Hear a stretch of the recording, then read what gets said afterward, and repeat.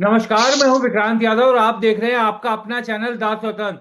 मध्य प्रदेश में कांग्रेस की राज्यसभा उम्मीदवार मीनाक्षी नटराजन का उम्मीदवारी खारिज कर दी गई है। उनके नामांकन पत्र को रद्द कर दिया गया है। देर शाम कांग्रेस ने बड़े पैमाने पर विरोध जताया, लेकिन विरोध का अब कोई मतलब नहीं है, क्योंकि अब मध्य प्रदेश, जहां से दो बीजेपी और एक कांग्रेस को सीट मिलती दिखाई दे रही थी, अब उस मध्य प्रदेश में तीनों सीटें बीजेपी को मिलेंगी। हालांकि नंबर बीजेपी के पास दो ही थे, लेकिन पहले से ही उसने तीन उम्मीदवार उतारे हुए थे। तो क्या वो पहले से ये मानकर चल रहे थे कि उनके ही तीनों उम्मीदवारों को जीत मिलेगी?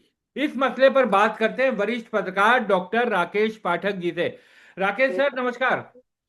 सर, किस तरीके से देखा जाए, आपके राज्य, आपके गृह प्रदेश मध्य प्रदेश में जो ये अक्सर होता रहता है, और अब ये जो जिस तरीके से मीनाक्षी नटराजन के साथ हुआ है, कैसे इसे देखा जाए सर? देखिए, इस तरह की चुनावी गड़बड़ियों के लिए मध्य प्रदेश एकदम स्वर्णिम प्रदेश है। कई ऐसी नजीरें पेश की जा चुकी हैं मध्य प्रदेश में, और उसमें सब की सब कांग्रेस की तरफ से है। थोड़ा ज्यादा पीछे जाएंगे तो आपको याद दिला दें कि विदिशा लोकसभा सीट पर जब सुषमा स्वराज पर्चा भरने आई, तो जी। कांग्रेस के प्रत्याशी राजकुमार पटेल हाँ। बी फॉर्म लेकर ही नहीं पहुंचे। हाँ।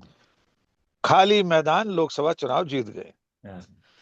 अभी इंदौर में 2024 के लोकसभा चुनाव में हम्म।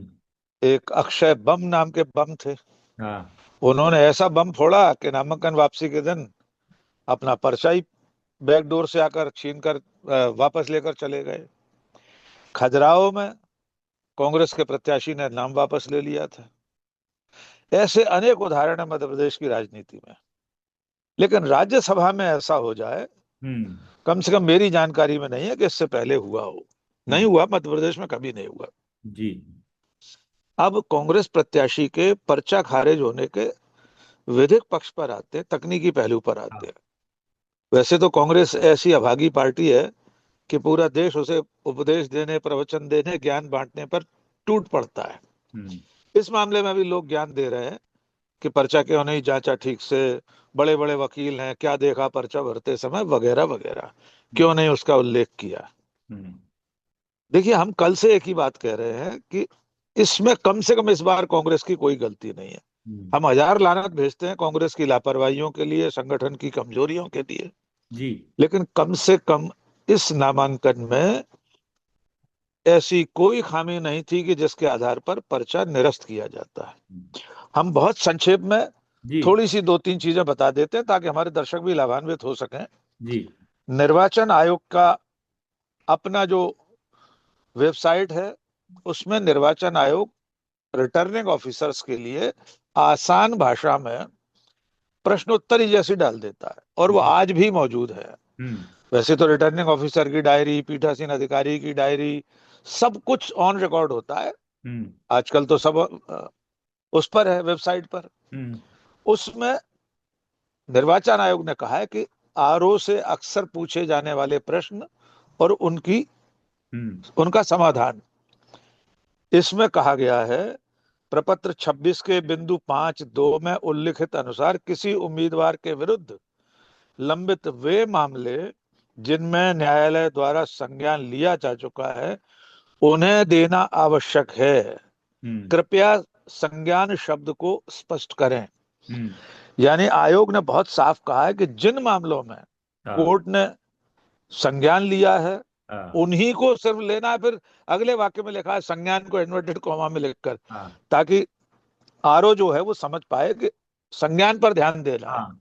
बिल्कुल। अब इसकी और व्याख्या कर लेते हैं थोड़ी आसान भाषा में। जी। अगर कोई प्राइवेट कंप्लेंट है, तो इसमें आयोग कहता है कि किसी प्राइवेट कंप्लेंट के आधार पर कोर्ट द्वारा जारी नोटिस को हम्म। राज्यसभा के नामांकन पत्र के साथ दिए जाने वाले शपथ पत्र फॉर्म 26 में दर्शाना आवश्यक नहीं है। हम्म। मुख्य बात यह है कि फॉर्म 26 में उम्मीदवार को उन आपराधिक मामलों का खुलासा करना है जिनमें नंबर 1, किसी सक्षम न्यायालय ने संज्ञान लिया हो, हम्म। ठीक है, जी। कॉग्निजेंस लिया हो, हाँ। और नंबर 2, अपराध ऐसा हो जिसमें 2 वर्ष या उससे अधिक की सजा का प्रावधान हो। नंबर 3, उम्मीदवार किसी अपराध में दोष सिद्ध, कन्विक्टेड हो। हाँ। इसको भी आगे क्लियर कर रहा है आयोग, साफ लिख जी। रहा है अगर कोई निजी शिकायत है, प्राइवेट कंप्लेंट, हाँ। या किसी सिविल क्षतिपूर्ति यानी कंपनसेशन या डैमेज संबंधी कार्यवाही में नोटिस जारी हुआ है हाँ। और कोई आपराधिक मामला दर्ज नहीं है, तो सामान्यतः उसे आपराधिक मामलों के कॉलम में दर्शाने की बाध्यता नहीं होती। जी। अब आते हैं मीनाक्षी नटराजन के मामले में क्या हुआ था। हाँ। असल में मुद्दा क्या था? जी। मुद्दा ये था कि मीनाक्षी नटराजन तेलंगाना में कांग्रेस की प्रभारी थी। हाँ। वहां एक महिला कार्यकर्ता ने कांग्रेस के ही नेता कुंभम शिवा कुमार रेड्डी, हाँ। उनके खिलाफ छेड़छाड़ और धमकी देने की एक शिकायत दर्ज कराई। हम्म। 2022 का मामला है। हाँ। इसके बाद उन्होंने पार्टी नेतृत्व को शिकायत की, हाँ। इनकी ही, कुंभम शिवा कुमार रेड्डी की, जी। और साथ में राज्य प्रभारी होने के चलते मीनाक्षी नटराजन का नाम भी लपेट दिया कि हाँ। इन्होंने अनुशासनात्मक कार्यवाही करने में कोई मदद नहीं की। हाँ। उन्होंने आरोप लगाया कि पार्टी संविधान में प्रावधान होने के बावजूद अनुशासनात्मक कार्यवाही नहीं हुई। हम्म। यानी मीनाक्षी नटराजन न तो छेड़छाड़ की आरोपी हैं, जी। न धमकी देने की आरोपी हैं, न हाँ। घटनाक्रम में उपस्थित हैं, हाँ। न उस महिला ने एफआईआर में मीनाक्षी नटराजन का नाम लिखाया है। हम्म। नाम है शिवा कुमार रेड्डी का। हाँ। इसके बाद कोर्ट ने जब उन्हें नोटिस दिया, तो ये नोटिस भी संज्ञान पूर्व नोटिस कहलाता है। हाँ। किसी मामले में संज्ञान लेना और उससे पूर्व के हाँ, नोटिस को पहले कहते हैं नोटिस, बिल्कुल। पहले नोटिस दिया था। अब उसमें भी मीनाक्षी नटराजन ने जवाब दे दिया हाँ। कि हुजूर मिलॉर्ड, मेरे को तो आप नोटिस भी नहीं दे सकते, इस केस हाँ। से मेरा कोई लेना देना नहीं है। ये हाँ। जवाब भी पेश किया जा चुका है। जी। तो अब ये बताइए, जो मामला अदालत में संज्ञान में ही नहीं है, हाँ। एफआईआर में कहीं नाम नहीं है, एफआईआर है ही नहीं, नाम हाँ। तो बहुत दूर की बात है, हाँ। मीनाक्षी नटराजन तो कहीं है ही नहीं। ये कुछ ऐसा है, समझ लीजिए कि अगर मुझे पता चल जाए कि आप आने वाले लोकसभा या विधानसभा में चुनाव लड़ सकते हैं, तो हाँ। किसी भी मामले में धीरे से चुपचाप जाकर कोर्ट में एक शिकायत दर्ज करा दूं मैं, हाँ, बिल्कुल। उसका एक नोटिस जारी हो जाए, आपको जानकारी भी मिले ना मिले, हाँ। बाद में जब आप पर्चा भर दें तो हम ये बता दें कि देखिए ने ये जानकारी छुपाई थी। हम्म। किसी बिल्कुल। भी रूप में ये मामला हाँ। फॉर्म्स 26 में उल्लेख करने लायक नहीं था। जी विक्रांत सर, जी। लेकिन ये छोटी सी बात क्या चुनाव अधिकारी को समझ में नहीं आई? क्योंकि उनका मीनाक्षी नटराजन का मामला तो रात को ही उनका पर्चा रद्द कर दिया, और वहां झारखंड में परिमल नाथवानी जी बड़े उद्योगपति जी हैं, उनके में कल आज सुबह तक का समय दिया गया उन्हें बताने के लिए। देखिए, इसी बात को हम लगातार पिछले 24 घंटे से कह रहे हैं हम्म। कि मध्य प्रदेश के निर्वाचन अधिकारी ने इतनी जेट स्पीड से काम किया कि हम्म। उनको बुलाया, तलब किया और बता दिया कि इसमें ये नहीं है, और नामांकन निरस्त कर दिया। हम्म। परिमल नाथवानी जो भाजपा समर्थित प्रत्याशी हैं, हम्म। पहले भी रहे हैं राज्यसभा में, हाँ, बिल्कुल। कभी जेएमएम ने सपोर्ट कर दिया, हम्म। कभी किसी और ने। हमारे दर्शकों को बता दें, रिलायंस इंडस्ट्रीज के अंबानी के हाँ। घराने के बड़े पदाधिकारी हैं, हम्म। बड़ी पोस्ट पर हैं। उनके फॉर्म में 3 बड़ी गलतियां पाई गई हैं, हाँ। लेकिन उन्हें पीठासीन अधिकारी ने, निर्वाचन अधिकारी ने बुलाकर हाँ। मोहलत दे दी, हाँ। आज दिन तक की। हाँ। एक पूरे दिन की मोहलत आपने दे दी कि अपनी गलती को दुरुस्त कर लीजिए। हाँ। और सुप्रीम कोर्ट का बाकायदा इस मामले में निर्देश है, ऐसा एक फैसला है एक केस में जिसमें सुप्रीम कोर्ट ने कहा है कि इतनी छोटी सी गलती पर किसी का भी नामांकन हाँ, निरस्त नहीं किया जा सकता, जबकि उसमें मंशा उस तरह की आपराधिक चीज को छुपाने की ना हो। बिल्कुल। और इसमें तो अपराध ही नहीं हुआ, हाँ। छुपाने का भी कोई प्रश्न नहीं। हाँ। तो जो मोहलत परिमल नाथवानी को दी जा सकती थी, दी हाँ। गई है, क्या वही मोहलत मीनाक्षी नटराजन को नहीं मिल सकती थी? हाँ। तो पूरा मामला संदिग्ध है। इसमें एक घटना और जोड़ दें, चूंकि मध्य प्रदेश का मामला है जी। और मध्य प्रदेश के जो निर्वाचन अधिकारी हैं, विधानसभा के सचिव हाँ। अरविंद शर्मा, हाँ। उनकी एक कारगुजारी और आपको याद दिला देते हैं। जी। अभी चंद दिनों पहले, 1-2 महीने पहले, दतिया के विधायक राजेंद्र भारती हाँ। कोर्ट में एक केस के चलते सजा पा गए। उन्हें 2 साल से ज्यादा की सजा हुई। हम्म। जाहिर है जो जनप्रतिनिधित्व कानून है उसके मुताबिक उनकी विधायकी समाप्त हो गई। बिल्कुल। कोर्ट ने उन्हें मोहलत दी कि आप ऊंची अदालत में जा सकते हैं। तब तक ये कार्यवाही सजा होने के बावजूद स्थगित है। हम्म। खुद ही जिसने सजा दी उसी ने स्थगित कर दी और उन्हें सुप्रीम कोर्ट हाई कोर्ट जाने के लिए समय दे दिया। बिल्कुल। हाँ। लेकिन मजा देखिए कि हाँ। भारतीय जनता पार्टी ने मध्य प्रदेश में आधी रात को उसी दिन हाँ। राजेंद्र भारती के खिलाफ कोर्ट का आदेश आया। शाम 6 बजे आदेश की कॉपी मिली होगी सर्टिफाइड। हाँ। आधी रात को विधानसभा सचिवालय खोला गया। अरविंद शर्मा सचिव महोदय वहां पहुंचे। मुख्य सचिव हैं विधानसभा के। हम्म। हम्म। कांग्रेस को सूचना मिल गई कि वहां कुछ चल रहा है। जीतू पटवारी वहां पहुंचे 11 साढ़े 11 बजे। उन्होंने कहा कि भाई दफ्तर क्यों खोला गया है। हम्म। मालूम हुआ कि राजेंद्र भारती को विधानसभा से अयोग्य ठहराने का गजट नोटिफिकेशन लिखा जा हाँ। रहा था। और तो और आधी रात में ही चुनाव आयोग को भी हाँ। सूचना देने की तैयारी कर ली गई थी। और अंत में क्या हुआ वो भी जान लीजिए। जी। जब उस वक्त जीतू पटवारी और कांग्रेस के लोगों ने हंगामा मचाया, अरविंद शर्मा जी कार में बैठकर वहां से भाग खड़े हुए। हाँ।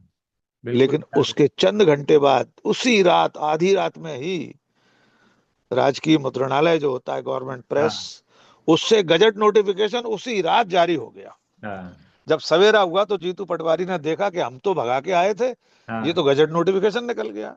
हाँ। आयोग को इत्तला भी दे दी कि सीट खाली हो गई है, चुनाव कराइए। हाँ। कितने घंटे में? 6 घंटे के भीतर। हाँ। इतनी तेज गति से काम होता है जब मामला कांग्रेस या विपक्ष के किसी विधायक सांसद का हो। हाँ। वरना और कैसे काम होता है इसका उदाहरण मैं आगे दूंगा आपको जी। बिल्कुल। ये तो सर बिल्कुल, जब भी ट्रायल कोर्ट सजा करती है तो वो सजा सस्पेंड ही इसीलिए करती है कि आप ऊपरी कोर्ट में उसे अपील कर सकें, कम से कम इतना कर सके। अधिकार उनके पास रहना चाहिए। तो ये तो अब दिक्कत ये हो गई है डॉक्टर साहब कि विधानसभा और लोकसभा के चुनावों में तो तमाम दूसरे रास्ते अपनाए जा रहे हैं। अब ये राज्यसभा भी जीत पाना विपक्ष के लिए नंबर होते हुए भी मुश्किल हो गया, इसका मतलब तो। देखिए निश्चित तौर पर हम्म। विधानसभा लोकसभा उसमें तो आप SIR से कुछ भी हाँ। कर सकते हैं। हम्म। लेकिन यहाँ तो SIR से कुछ होगा नहीं ना, हाँ। क्योंकि चुने हुए प्रतिनिधि हाँ। राज्यसभा के लिए अपने नेता को चुनेंगे, हाँ। अपने प्रतिनिधि को। जनता का वोट तो है नहीं, तो अब हाँ। इसमें क्या कर सकते हैं? तो इसमें दो तरीके हैं। हम्म। या तो आप हॉर्स ट्रेडिंग करें, खरीद फरोख्त करें, हाँ। या आप इस तरह से किसी का भी निर्वाचन निरस्त करा दें। हाँ। तो फिर चुनाव की जरूरत कहां बची है? बिल्कुल। बीजेपी तय कर ले, one nation one election one party, कोई भी चुनाव नहीं लड़ेगा, एक तंत्रात्मक शासन व्यवस्था भारत में हो जाए। हम्म। और लगभग उसी दिशा में हम्म। बीजेपी काम कर रही है। वरना जिस विधानसभा में हम्म। अंक गणित आपके पक्ष में नहीं है, आपको पता है कि 10 सीटें कम है आपके पास, हम्म। 10 विधायक 10 वोट कम है, हम्म। फिर भी आप तीसरा प्रत्याशी उतार रहे हैं। तो हम्म। जाहिर है कि आप खरीद फरोख्त के लिए तो उतार रहे हैं तीसरा बिल्कुल। प्रत्याशी। हम्म। कोई अंतरात्मा की आवाज पर वोट नहीं देता। ये सब फर्जी बातें हैं। हम्म। तो जब आप तीसरा प्रत्याशी संख्या बल न होते हुए उतारते हैं तो आप ये साबित कर देते हैं कि आपको लोकतंत्र में भरोसा ही नहीं है। हम्म। आपके भीतर ये जो हवस है सत्ता को पूरी तरह काबिज कर रख, सत्ता पर काबिज होने की, हम्म। उसमें किसी दूसरे के लिए कोई स्पेस, कोई जगह नहीं बचेगी। विपक्ष के लिए कोई स्थान नहीं बचेगा। ये चल रहा है। पार्टियां तोड़ो, दल बदल कराओ। बंगाल में अभी 34-35 दिन हुए विधानसभा चुनाव संपन्न हुए। बिल्कुल। आप उनके सांसद, विधायक, पार्षद, जिला पंचायत सदस्य, ग्राम पंचायत के सरपंच तक को तोड़ने के लिए लगे हुए हैं। हम्म। और ये लोग जो कुछ कर रहे हैं, अब इनके उदाहरण भी सुन लीजिए। मैं जी। जी। निरंतरता में 2-3 उदाहरण दे देता हूं जी। ताकि आप समझ जाएं। जी। अक्सर विक्रांत जी आपने देखा होगा, हम और आप भी कह देते हैं कई बार, हाँ। तमाम राजनीतिक प्रेक्षक भी कहते हैं कि कोर्ट में जाना चाहिए, हाँ। अदालत में फरियाद करना चाहिए। हाँ। अब अदालत, कोर्ट और आयोग में हम्म। किस तरह से इंसाफ होता है उसके दो तीन उदाहरण दे देते हैं। जी। सबसे पहला उदाहरण तो माननीय प्रधानमंत्री नरेंद्र मोदी खुद हैं। हाँ। अगर सचमुच में अदालतें अपना काम कर रही होती, कानून का राज होता, हाँ। निर्वाचन आयोग नियमानुसार चल रहा होता, हम्म। तो नरेंद्र मोदी जी के गुजरात में लड़े गए विधानसभा चुनाव, हाँ। उसके बाद का लोकसभा चुनाव, उसके बाद का लोकसभा चुनाव, जी। अलग अलग जानकारियां देने के चलते भूतलक्षी प्रभाव से ही रद्द हो जाए। हाँ। वे वर्षों तक अपनी वैवाहिक स्थिति छुपाए रहे। हाँ। वे वर्षों तक आर्थिक स्थिति वाले कॉलम को खाली छोड़ देते थे।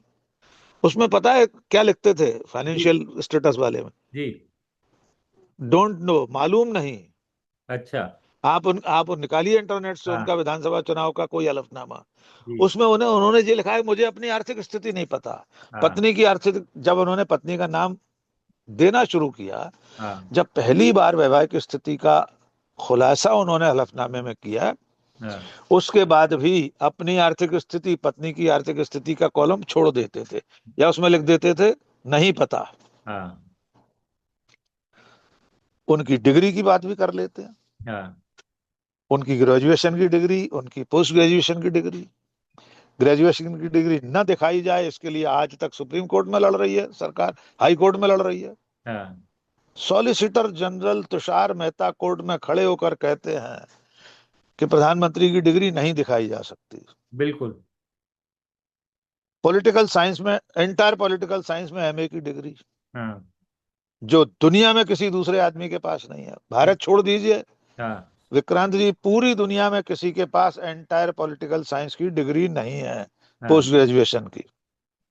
और अगर उनके हलफनामों में, अगर क्यों, हाँ। जिक्र है ही इन हाँ। डिग्रियों का, अगर आपने जिस चीज का उल्लेख किया है वो कहीं छद्म से कूट रचित पाई गई, हम्म।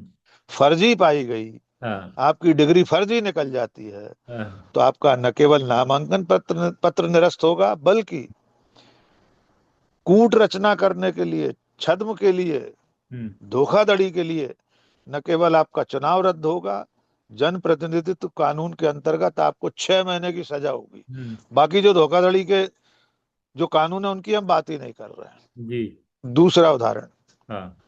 श्रीमती स्मृति ईरानी हाँ। चांदनी चौक से लोकसभा चुनाव लड़ी। जी। उस वक्त वे बीए थी। हाँ। अगले चुनाव में वे बीकॉम फर्स्ट ईयर हो गई। हाँ। उन्होंने अपने हलफनामों में 3 बार अलग अलग अपनी शैक्षणिक डिग्रियां बताई हैं। हाँ। 3 बार, तीनों बार डिफरेंट एजुकेशनल क्वालिफिकेशन। हम्म। कौन सी सही है? यद्यपि वे तो येल की भी एक डिग्री बता चुकी थी। हाँ। बाद में जब हंगामा हुआ कि येल यूनिवर्सिटी से कोई डिग्री नहीं है उनके पास, तब हाँ। उन्होंने खंडन करके कहा कि नहीं, वो सर्टिफिकेट कोर्स। क्या किया चुनाव आयोग ने? हम्म। एक बार भी जवाब तलब हुआ कि आपने अलग अलग शैक्षणिक योग्यता कैसे दी है? हम्म।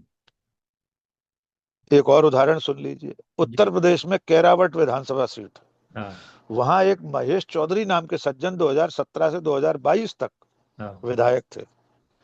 उनके पास दो दो पैन कार्ड, हम्म। उनके नाम 2 बार अलग अलग। एक कहीं वे लिखते हैं महेश चौधरी, हाँ। चुनाव लड़ते हैं महेश कनौजिया के नाम से, हम्म। या शायद चुनाव लड़ते हैं महेश हाँ। चौधरी के नाम से, बाकी जगह वे सब जगह महेश कनौजिया के नाम से दस्तावेजों में है। हाँ। शिकायतें हुई, कुछ नहीं हुआ आज तक। हम्म। लास्ट बट नॉट लीस्ट, जी। एक ऐसा स्वर्णिम उदाहरण देते हैं विक्रांत जी आपको, जिसकी दूसरी नजीर नहीं मिलेगी भारत की राजनीति में। हाँ। मध्य प्रदेश के भूतपूर्व गृह मंत्री डॉक्टर नरोत्तम मिश्रा हाँ। 2008 में हाँ। पेड न्यूज के मामले में दोषी पाए गए थे। हाँ। आपको याद होगा, ये वो दौर था जब अखबारों में खबरों को हाँ। पैसे देकर छपवाया जाता था, फेवर की खबरें, हाँ। और इसे चुनाव आयोग ने पेड न्यूज की संज्ञा दी थी। हाँ। उसकी मॉनिटरिंग होती थी बाकायदा। हम्म। जिला निर्वाचन अधिकारी के दफ्तर में एक मीडिया सेल होता था, हाँ। अधिकारियों की एक टीम होती थी जो इन चीजों पर नजरें रखती थी। विज्ञापन अलग चीज है, जी। उसका तो उल्लेख आपको अपने चुनाव खर्च में देना ही है, हम्म। करना ही है। जी। लेकिन खर्च से बचने के लिए हाँ। प्रत्याशी खबरें छपवाते थे अपने फेवर की और पैसे देते थे अखबारों को। हाँ। विनम्रता से बता दूं, मैं उस दौर में नई दुनिया ग्वालियर में जी। संपादक था। जी। मेरे अखबार में भी इस तरह की पेड न्यूज़ें छपती थी। हाँ। नरोत्तम मिश्रा का केस जब चुनाव आयोग में गया, जी। तो वे बाकायदा पेड न्यूज न्यूज के दोषी पाए गए। हाँ। उनका चुनाव निरस्त कर दिया गया, उन्हें अयोग्य ठहरा दिया गया। अगले 3 साल चुनाव लड़ने के लिए उन्हें बार कर दिया हाँ। गया कि आगामी 3 वर्ष तक चुनाव नहीं लड़ सकते। हम्म। लेकिन बलिहारी इस न्याय की हाँ। नरोत्तम मिश्रा ने अगले 3 विधानसभा चुनाव लड़े। 2018 का लड़े, हाँ। 2008 आठ का मामला है, 2013 का लड़े, हाँ। 2018 का लड़े, 2023 का लड़े। हाँ। और निर्वाचन आयोग के द्वारा अयोग्य ठहराए गए नरोत्तम मिश्रा हाँ। उस फैसले के खिलाफ सुप्रीम कोर्ट से स्टे ले आए थे, पहले हाई कोर्ट से, हाँ। दिल्ली हाई कोर्ट से, फिर सुप्रीम कोर्ट से। हाँ। सन 2026 आधा गुजर गया है, जी। साल गिन लीजिए कितने हो गए। हाँ। आज तक स्टे है। हाँ। चुनाव आयोग अपने ही अयोग्यता के फैसले को लागू नहीं करा पाया। हाँ। नरोत्तम मिश्रा लगातार चुनाव लड़ते रहे। हाँ। चुनाव लड़ने के लिए अपात्र घोषित हो गए थे, उसके बाद 2013 का चुनाव फैसला शायद 2017 में आया है। उससे पहले ही वो चुनाव 13 का लड़ लिए, 18 का लड़ लिए, 23 का लड़कर हार गए। हाँ। बताइए क्या करेंगे आप अदालत और चुनाव आयोग जाकर। हाँ। मीनाक्षी नटराजन के इस केस में अब क्या होगा चुनाव आयोग से? कुछ अब से नहीं। चंद घंटे बाद हाँ। हम और आप 12 बजे चुनाव आयोग पर नजर रखेंगे। हाँ। देखिए वहां से क्या होने वाला है। हाँ। कुछ नहीं हो और फिर सकता आप सर। कोर्ट में जाइए। अब फिर आप कोर्ट में कोर्ट में जाइए और जाइए। कोर्ट में चलता रहेगा मुकदमा। हाँ। कोर्ट में इलेक्शन शिवसेना। पिटीशन में तो क्या राहत मिलती है ये हम देखते ही हैं। एक चीज इसी के साथ जोड़ते हुए सर मैं अंतिम में पूछना चाहता हूं कि भारतीय मूल के सर अभी अभी नजर पड़ गई मेरी हॉटमेल के जी। संस्थापक थे सबीर भाटिया। तो सबीर हाँ। भाटिया साहब ने अभी 1 घंटे पहले ट्वीट किया है तुरंत सामने आ गया। आई जी। Sometime feel that India is a dictatorship masquerading as a democracy. कि लोकतंत्र का मुखौटा लगाकर डिक्टेटरशिप चल रही है इंडिया में ऐसा उन्हें कभी कभी लगता है। तो क्या ये लोगों को लगना देखिए अब सहज होता जा रहा है क्या? सुबीर भाटिया, ये भाटिया जी शायद पहले मोदी के समर्थकों में गिने हाँ। जाते थे, जहां तक मुझे याद है। जी। लेकिन अब धीरे धीरे उनकी आंखों की पट्टी भी सरक रही है। हाँ। वे लगातार ऐसी पोस्ट लिखते रहते हैं। हाँ। लेकिन ये बात सिर्फ भाटिया जी की नहीं है। हाँ। भारत में लोकतंत्र के मुखौटे में तानाशाही स्थापित हो चुकी है। हम्म। इसको लेकर पूरी दुनिया की जो डेमोक्रेटिक हाँ। एजेंसीज हैं, हाँ। जो रेटिंग एजेंसीज हैं, वे हर साल इस तरह की रिपोर्ट देती हैं। हम्म। चाहे वो इंटरनेशनल प्रेस फ्रीडम इंडेक्स हो, हाँ। चाहे ह्यूमन राइट वॉच हो, hmm. United state commission for religious freedom हो। हम्म। ऐसी कितनी अंतर्राष्ट्रीय संस्थाएं हैं जो ये बता रही हैं कि भारत में अब चुनावी तानाशाही, हम्म। इलेक्टोरल डिक्टेटरशिप स्थापित हो चुकी है। हम्म। कितने उदाहरण चाहिए आपको? हम्म। आधी रात को तड़के 3:30 बजे आप महाराष्ट्र के राजभवन में शपथ दिला देते हैं किसी को भी, हम्म। मुख्यमंत्री की। पार्टियां तोड़कर चुनाव चिन्ह और पूरी की पूरी पार्टियां हथिया ली जाती हैं। हम्म। क्या फैसला हुआ आज तक उद्धव ठाकरे की याचिका का? बिल्कुल। कम से कम मेरी जानकारी में अभी तक कोई अंतिम फैसला नहीं हुआ। बिल्कुल सही बात। ऐसी कितनी याचिकाएं, चुनाव याचिकाएं लंबित हैं, जो 10-10 साल, 20-20 साल से लंबित हैं, कोई फैसला नहीं हुआ। हम्म। जिस व्यक्ति के खिलाफ होती हैं वो अपना पूरा कार्यकाल करके कई हाँ। बार तो दुनिया से चला जाता है, याचिकाएं लंबित रहती हैं। हम्म। तो अब इस देश के लोगों को यह समझना होगा कि हम्म। क्या सचमुच में यही लोकतंत्र है? क्या इस तरह से लोकतंत्र का अपहरण नहीं किया जा रहा है? हम्म। और अदालतों के लिए आखिरी टिप्पणी कर दें। जी। देश की जिस सबसे बड़ी अदालत ने हम्म। चंडीगढ़ में हाँ। लोकतंत्र की हत्या करने वाले अनिल मसीह को हम्म। खुद लोकतंत्र का हत्यारा कहा था, ये मेरे और आपके शब्द नहीं जी है। कोर्ट के थे। Supreme court, chief justice of India, उनकी बेंच ने कहा कि अनिल मसीह लोकतंत्र का हत्यारा है। हम्म। लेकिन उसके बावजूद 1 घंटे की भी सजा नहीं दी उसे। हम्म। जब आप लोकतंत्र के हत्यारे को सजा नहीं देते हैं, हम्म। तो फिर दूसरे हत्यारों के हौसले भी बुलंद हो जाते हैं। फिर उन्हें कोई डर नहीं रहता। फिर बेखौफ होकर वे इसी तरह से किसी का पर्चा निरस्त करते हैं। कहीं 27 लाख लोगों को हम्म। लॉजिकल डिस्क्रिपेंसी के नाम पर, तार्किक विसंगति के नाम पर वोट डालने से वंचित कर दिया जाता है। और अदालत कहती है तो क्या हुआ, अगली बार वोट डाल लेना। हम्म। कहीं ऐसा ना ये हो कोई, सर कि मीनाक्षी नटराजन को कह दिया जाए कोई बात नहीं, अगली बार चुनाव। कोई बात नहीं, अगली बार बिल्कुल बिल्कुल कह सकती है अदालत, कुछ भी कह सकती है जी। हाँ, बहुत बहुत शुक्रिया डॉक्टर साहब, आप जुड़े, चर्चा में शामिल हुए, बहुत बहुत शुक्रिया।